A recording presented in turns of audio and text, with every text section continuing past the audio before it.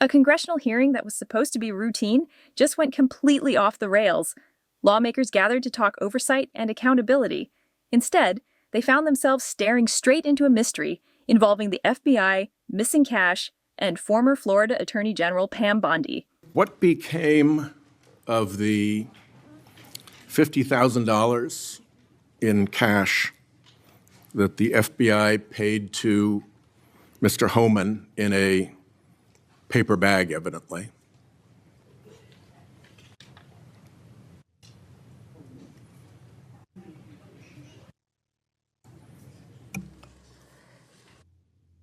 Senator, as Deputy Attorney General Todd Blanche recently stated, the investigation of Mr. Homan was subjected to a full review by the FBI, agents, and DOJ prosecutors.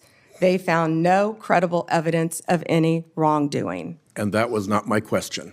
My question was, what became of the $50,000 in cash that the FBI delivered, evidently in a paper bag, to Mr. Homan? Senator, I'd look at your facts. Are you saying that they did not deliver $50,000 in cash to Mr. Homan? Senator, as recently stated, the investigation of Mr. Homan was subjected to a full review different question. by the FBI agents, That's a by different Department question. of Justice prosecutors. They found no evidence of wrongdoing. That's a different question. What became of the $50,000? Did the FBI get it back? Mr. Whitehouse, Senator Whitehouse, you're welcome to talk to the FBI. The report to you, can't you answer this question? Senator Whitehouse, you're welcome to discuss this with Director Patel. Did Homan keep the $50,000? As Deputy Attorney General Todd Blanche recently stated, the investigation of Mr. Never mind. Homan I can was see I'm not going to get a straight full answer from you to a very simple by question. the FBI agents and the DOJ. Do They you know- found no credible evidence of wrongdoing. You know, you're very concerned about money and people taking money, and you rail against wait a dark second, money. wait a second, wait a Yet second. you work with dark Wait a money second. groups all the time, Senator Wait a Whitehouse. second. Did you know whether or not in that investigation they looked at whether the $50,000 payment to Mr. Homan was declared by him on his tax returns? Senator, I would be more concerned if I were you when you talk about corruption and money that when you pushed for legislation that would subsidize your wife's company. The questions here are actually pretty specific. So having you respond with completely irrelevant far-right internet talking points really is not very helpful here. I'd like, Mr. Chairman, you generally like to have us be able to get answers to know, and we'll follow up with the QFR. And to the extent Patel wants to answer, that would be great as well. What happened to the $50,000? Did Homan keep it? Did the FBI get it back? If he kept it, did he put it on his tax returns? Pretty simple questions. Homan was the same guy who said there was a deal with Eric Adams. He said, if Adams doesn't come through, I'll be back. I'll be in his office, up his butt, saying, where the hell is the agreement we came to? Which brings us to the OPR investigation of prosecutorial misconduct by Emil Bovee, because he was also involved in that transaction. Yeah. What became of the OPR investigation of prosecutorial misconduct by Emil Bovee? Yeah, Senator Whitehouse, to correct you for one moment, that would be the Honorable Judge Emil J. Bovee III to you. Not at the time of this. He was an employee of the Department of Justice. And what became of the OPR investigation? It's all pending litigation, Senator. I can't discuss pending litigation nor personnel matters. OPR customarily publicly says when there's an investigation, and at the end of it, they provide a summary. Why can't you say whether there's an OPR investigation and whether, if it's concluded, there's a summary? Senator, I'm not going to discuss personnel matters. Even public ones? Senator, I'm not going to discuss personnel matters. So Kash Patel told this committee that his grand jury testimony after immunization, after initially pleading the Fifth, was, and I quote, sealed by the Department of Justice. How and when and why was his testimony sealed, and by whom? Senator, I'm not going to discuss any testimony, especially testimony that could be sealed with you. No, the question is, was it or was it not sealed? Senator, I'm not going to discuss that with you. Well, he also said that he worked with the Department of Justice to have his transcript released publicly. How and when was his transcript released? Presumably, if he released it publicly, that's something you can discuss because it's public. Well, Senator, I believe you discussed that with Director Patel. And I'm asking you because he said the Department of Justice made this decision and you run the Department of Justice. I would refer that to Director Patel. Even though you run the Department of Justice and he testified that the Department of Justice released his transcript publicly. If it is released publicly, we will get you a copy, Senator, gladly. If, being a rather important word there, when your FBI director testified that that was a fact. Treasury compiles suspicious activity reports, referred to often as SARs, that DOJ receives automatically.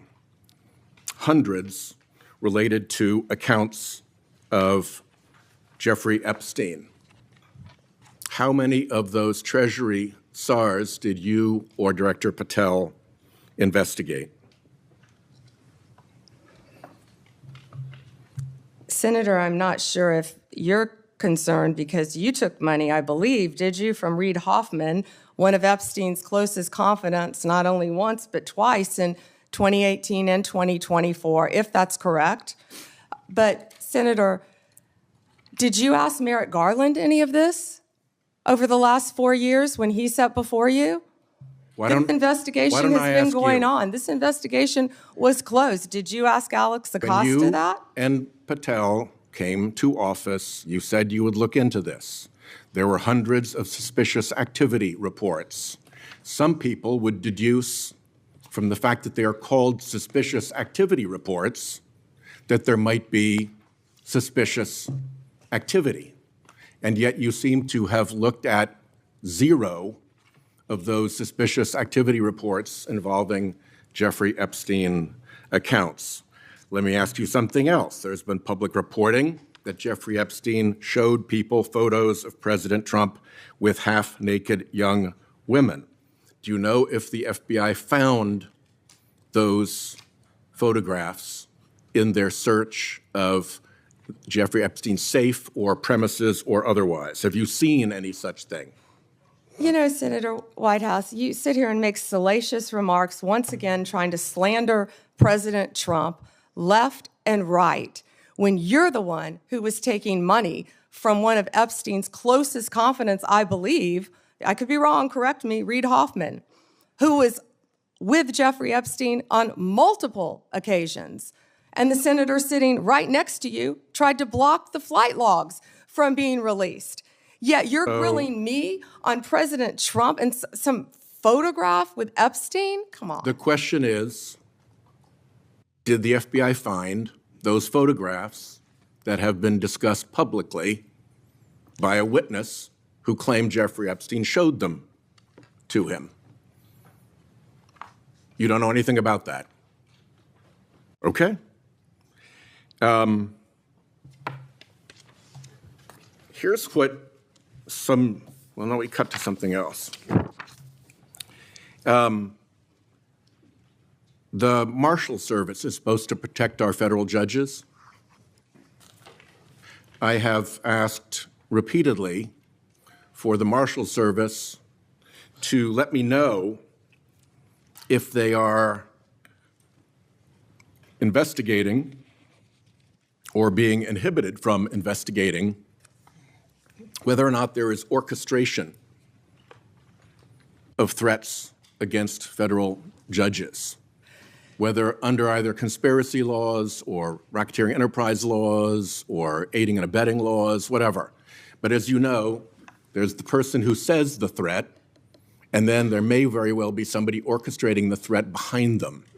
Is the Marshal Service allowed to investigate orchestration of threats, and do you know if they've taken one step to do so? May I answer the question, Chairman Grassley? The time has expired.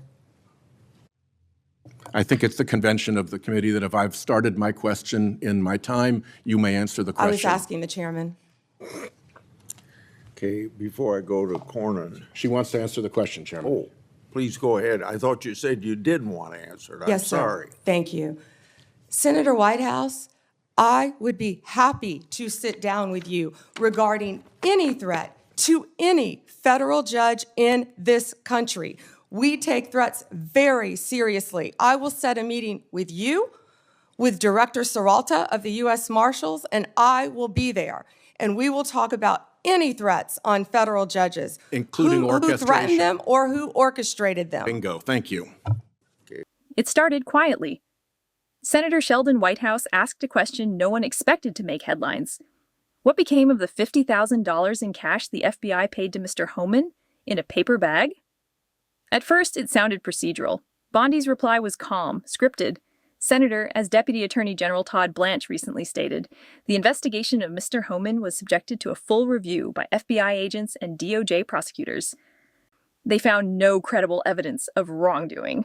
But that wasn't the question. Whitehouse pressed again. Did the FBI get the $50,000 back? The air in the room changed. Bondi deflected. She repeated the same prepared answer word for word. The exchange grew sharper, each sentence landing harder than the last. Did Homan keep it? Was it declared on his tax returns? No answer. Just another pivot, this time accusing the senator of conflicts of interest. Suddenly, it wasn't about oversight anymore. It was about who was protecting whom. That's when the hearing turned. Whitehouse brought up an internal OPR investigation into prosecutorial misconduct, the same one tied to Judge Amil Bouv III, a name that had quietly appeared in earlier DOJ memos. What became of that investigation?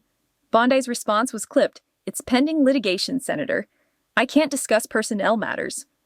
For those who follow these hearings, that line has become Washington's ultimate escape hatch. But here, it landed like an admission, because OPR, the Office of Professional Responsibility, always announces when an investigation is opened or closed. If Bondi couldn't even confirm one existed, something was off. Then came another twist. Former DOJ official Kash Patel had told the committee that his grand jury testimony was sealed by the Department of Justice. Whitehouse asked who sealed it.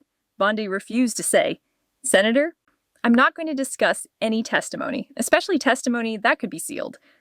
But Patel also claimed he later worked with the DOJ to release that same transcript publicly. So which was it? Sealed or public? Bondi's smile never moved. If it's public, Senator, we'll get you a copy. One small word, if, hung in the air like smoke. Then Whitehouse went for the data trail. Hundreds of suspicious activity reports from Treasury linked to Epstein-related accounts, documents automatically shared with the DOJ. He asked how many the department had investigated. Bondi's answer? None. Instead, she pivoted again, accusing the senator of taking donations from tech billionaire Reid Hoffman, a known associate of Epstein. Gasps, shuffling papers. The hearing was no longer about a paper bag full of cash.